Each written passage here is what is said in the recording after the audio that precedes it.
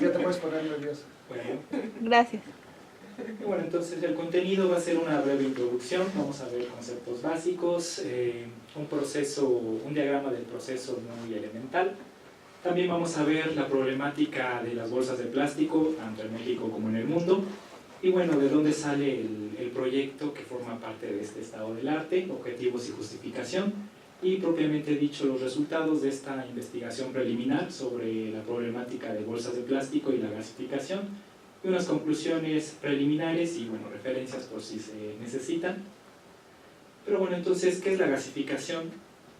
La gasificación es un proceso térmico en el cual se transforma generalmente materia orgánica, como por ejemplo madera, mediante una fuente de energía se transforma en un combustible. El combustible es gaseoso, es un gas flamable que se le llama gas de síntesis.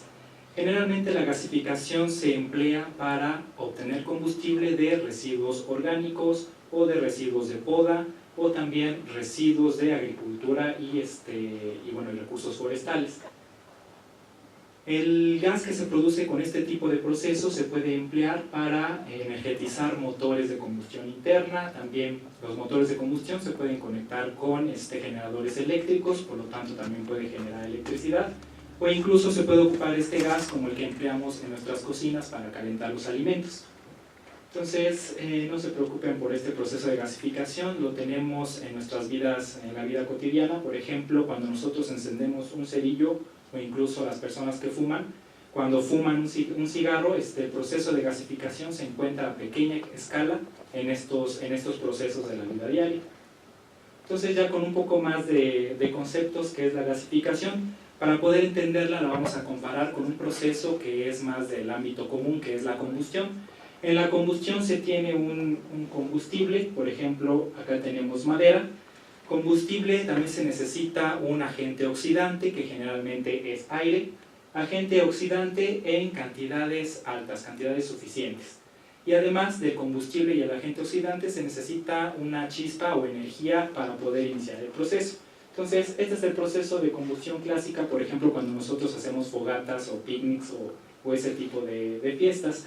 La gasificación, comparado con la combustión, va a tener también este combustible, que también es que generalmente es materia orgánica, pero ¿qué pasa con el agente oxidante, con lo que antes era el aire en altas cantidades?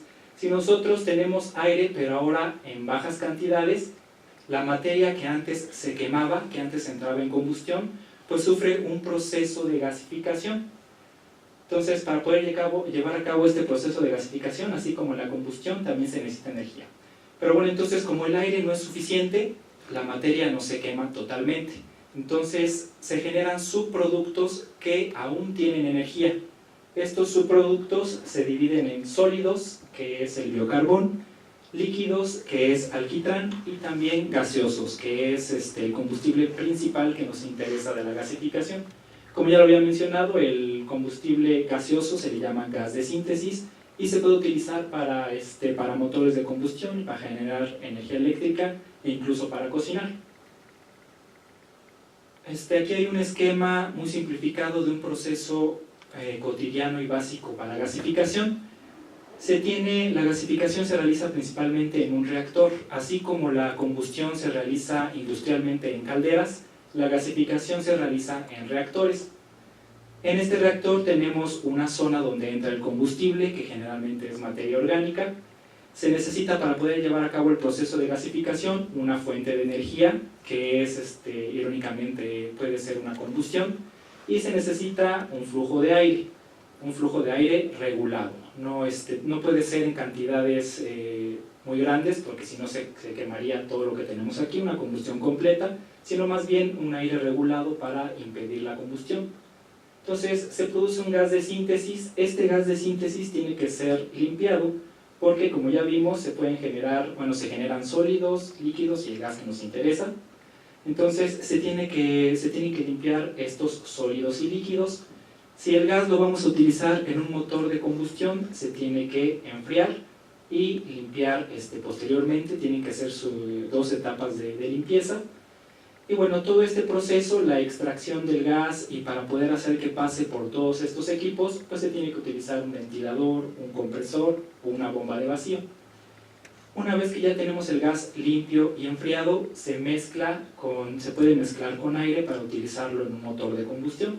Si no lo queremos utilizar en un motor de combustión, lo podemos almacenar y más adelante utilizarlo para lo que queramos. Sí, es el gas de síntesis. Y bueno, no nos podemos salvar, desgraciadamente, de la notación científica, por ejemplo, de las reacciones químicas. La gasificación la podemos ver como que se lleva en dos partes. Una es una combustión que va a producir la energía y los reactivos para el proceso principal, que es la gasificación. Entonces la combustión, aquí generalmente la conocemos como una fuente de carbono más el agente oxidante, que es el oxígeno, produce dióxido de carbono. Esta reacción produce energía. Pero bueno, esta es la reacción que generalmente vemos en los libros. En realidad se lleva a cabo en dos partes. Primero la producción de monóxido de carbono y después la quema del monóxido de carbono con oxígeno y produce dióxido de carbono. Todas estas reacciones producen energía, son exotérmicas.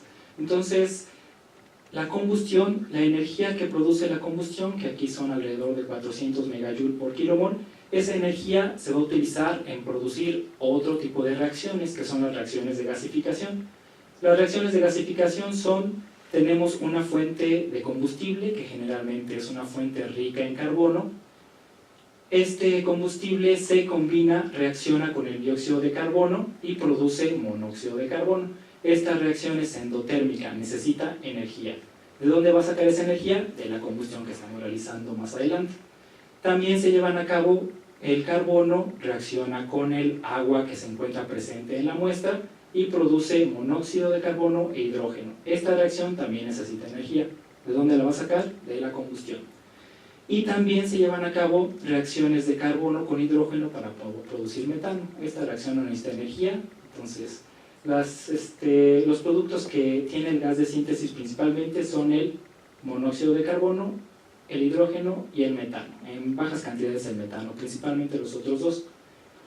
Entonces, eso es en términos de reacciones, qué sucede con la gasificación. El gas de síntesis principalmente tiene monóxido de carbono e hidrógeno.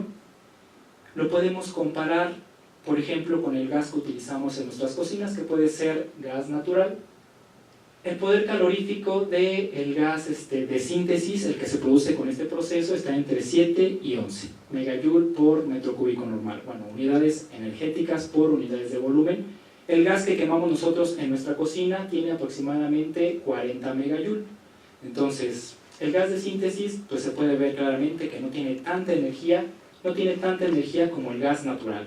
Pero si consideramos que podemos extraer este gas de la basura, de cosas que se tiran y que en el mejor de los casos se dirigen a rellenos sanitarios, pues es una gran ganancia, es más o menos un tercio de la energía del gas natural. El agente oxidante que se utiliza para estas reacciones puede ser aire, oxígeno o vapor. El tipo de cama, con esto me refiero al tipo de reactor. Hay reactores como el que teníamos en la imagen anterior, en donde el combustible se queda estático dentro del reactor. A eso se les llama de cama fija. Pero hay otro tipo de reactores que se ha estudiado que son más eficientes, en el cual la materia orgánica o el combustible que se va a gasificar se mantiene en movimiento dentro del reactor. A eso se le llama cama fluida. La cama fluida se logra mediante una mezcla entre arena y el combustible, y se hace pasar un flujo de aire, un flujo de un gas inerte para fluidizar la arena.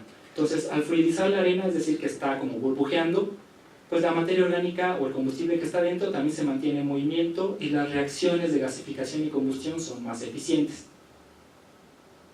Tipo de flujo. El tipo de flujo significa nada más en qué dirección sale el gas de síntesis referido al reactor.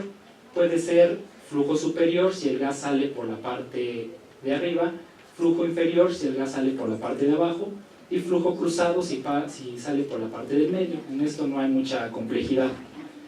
La fuente de calor, ya vimos que para procesos clásicos necesita una combustión. una combustión. En ese caso, la energía para poder llevar a cabo este proceso pues es una energía interna, es la energía de la misma materia orgánica o del mismo combustible. Pero también puede ser que el proceso lo podamos lograr con una fuente de energía exterior. Ahí lo que se hace es meter todo el reactor dentro de un horno mucho más grande, que generalmente son hornos eléctricos, y de esta forma la energía eléctrica, el horno eléctrico, produce la energía para llevar a cabo las reacciones de gasificación. Estos procesos se pueden llevar a cabo a presión atmosférica o a altas presiones. A altas presiones se ha encontrado que la eficiencia de producción de gas de síntesis es mayor. Y bueno, rápidamente las zonas que se llevan a cabo en un reactor convencional, se presentan varias zonas. Ya vimos la zona de combustión, que es la que va a producir la energía y algunos reactivos para la gasificación. La combustión es la zona a mayor temperatura, alrededor de 1200, 1100 grados centígrados, inmediatamente junto a la zona de combustión. ¿Por qué? Porque la combustión produce la energía necesaria para la gasificación. Se produce el gas de síntesis. La gasificación ya se lleva a cabo a temperaturas menores, de alrededor de 1000 grados, 900 grados centígrados. Conforme nos vamos alejando de la zona de combustión, se van dividiendo en otro tipo de etapas. Por ejemplo, tenemos la etapa de pirólisis. La pirólisis sucede cuando el oxígeno presente para llevar a cabo las reacciones es totalmente, bueno, no se encuentra nada de oxígeno. ¿Sí? La materia orgánica ya no tiene oxígeno con el cual reaccionar, entonces se llevan a cabo reacciones de pirólisis que lo que producen principalmente es alquitrán. Y por último, ya la zona más alejada, que es, se le llama zona de secado. En este caso, la energía residual que se ocupó en todos estos procesos aún alcanza para poder secar la materia orgánica. La materia orgánica tiene alto contenido de humedad. Entonces, esta energía pues sirve para quitar la humedad. Mientras menos humedad, también es más eficiente el proceso. Y bueno, esto es la gasificación. En el trabajo de investigación que estoy realizando, no utilizo un combustible convencional para la gasificación, es decir, no utilizo materia orgánica, ni, por ejemplo, residuos de poda, jardinería, etc. Más bien, se centra en un nuevo combustible que sería un residuo, que son las bolsas de plástico. ¿Por qué elegí las bolsas de plástico? Pues porque existe un gran problema ambiental con respecto a este residuo. Aquí nada, les voy a mostrar unas cifras para obtener el panorama general.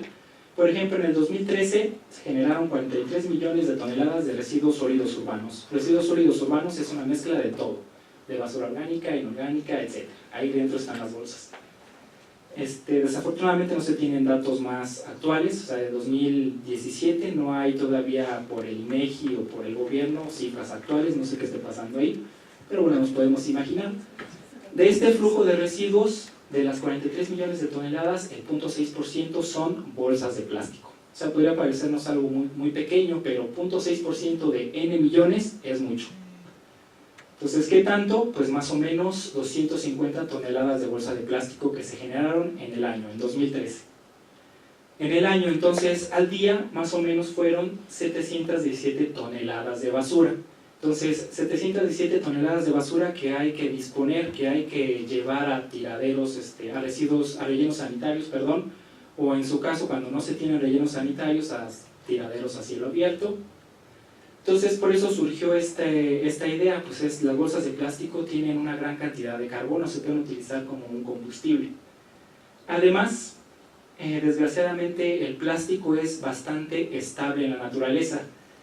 Aquí puse la cifra más negativa, se pueden tardar en degradar en el ambiente hasta 1000 años, dependiendo de las condiciones. Son condiciones desfavorables hasta 1000 años. Entonces, esta combinación de alta producción y alta estabilidad, pues generan un desequilibrio. El desequilibrio es que se acumulan en el medio ambiente. Entonces, hubo una problemática con esto de las bolsas, se vieron estas cifras y se trató de resolver el problema. Y una de las soluciones que a lo mejor les tocó a ustedes fue la siguiente, la producción de bolsas que se le llaman oxodegradables. Estas bolsas pues nos decían que iban a tardar menos, iban a tardar menos en degradarse en el medio ambiente. Pero bueno, resulta que sí se degradan más rápido siempre y cuando estén sujetas a ciertas condiciones de pretratamiento, que son de luz solar y de temperatura. Entonces, pues ¿por qué no utilizar estas bolsas como combustible para la gasificación? Estos resultados que voy a presentar a continuación son parte del proyecto, que es generar gas de síntesis a partir de bolsas de plástico. Y bueno, entonces los resultados, afortunadamente para mi investigación o desafortunadamente para esto de la acumulación de bolsas de plástico, no se han hecho muchos estudios de gasificación de bolsas. Entonces aquí hay mucho potencial. Por ejemplo, aquí muestro los 6 principales resultados. Y bueno, lo que dice esta tabla como resumen es que sí se ha tratado de gasificar plástico, pero en bajas cantidades. Por ejemplo, desde 2.2 gramos hasta 5 gramos por minuto. O sea, son cantidades pequeñas de plástico que se ha tratado de tratar. Y bueno, la conclusión de esto es que sí se puede tratar el plástico, pero no se ha diseñado un sistema que logre gasificar el plástico pues en altas cantidades. Por ejemplo, aquí son 2 gramos o 5 gramos por minuto, es muy poco comparado con las cantidades de plástico que se generan diariamente. Y otro resultado importante es que el gas de síntesis que se genera con el plástico es comparable, su poder, su energía, es comparable con el gas de síntesis que se genera con la basura orgánica, que es el tratamiento común. Y bueno, las conclusiones es que se ha gasificado bajas cantidades de polietileno. Mi trabajo de investigación se puede centrar en diseñar un dispositivo que pueda gasificar altas cantidades y además que se pueda construir con herramientas o con materiales que se puedan conseguir en casi cualquier parte, incluido lugares que estén alejados de las grandes ciudades. El chiste es que sea un dispositivo que sea fácil de construir, fácil de operar. Y bueno, que sea también que pueda manejar cantidades continuas de plástico. Y bueno, otro punto importante es que este proceso genera dióxido de carbono. Y bueno, como sabemos, el dióxido de carbono tiene un efecto adverso en el calentamiento global. Este dispositivo se puede acoplar con métodos de remoción de dióxido de carbono. Y bueno, por último, este equipo, como es fácil de construir, se puede escalar de acuerdo a las necesidades, ya sea si necesitamos gasificar grandes cantidades de plástico, se puede adaptar para hacer de más capacidad, o si no se necesita tanta capacidad, se puede hacer también más pequeño. Bueno, estas son las conclusiones básicas y es más o menos un vistazo a vuelo de pájaro de lo que es el proyecto. Si hay alguna pregunta, pues con gusto la trataré de responder.